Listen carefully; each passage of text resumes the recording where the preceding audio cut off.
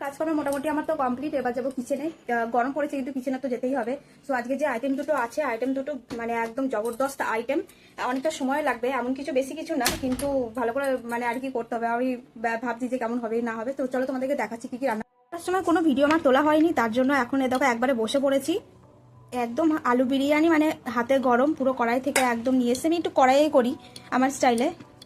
আর এই দেখো হয়েছে চিকেন চাপ। চিকেন চাপ তো আমার মানে ভালোই লাগে, বিরিয়ানির সাথে চিকেন চাপ মানে অনেক দিন। আমার চিকেন বিরিয়ানি মাটন বিরিয়ানি হলে আর কিচ্ছু লাগে না, কিন্তু তাও করা হয়েছে। এই এক পিস অনেক সাইজে বড় আছে, এটা দিয়ে আমার পুরো একদম ভালোভাবে খাওয়া হয়ে যাবে।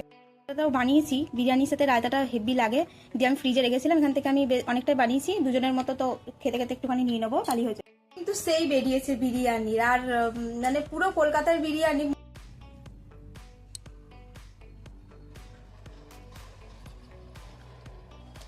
দারুণ হয়েছে। তাই যারা দেখছো, যারা নতুন, ভালো লাগলে কিন্তু অবশ্যই ফলো করে দিও আর সাবস্ক্রাইবও করে দিও।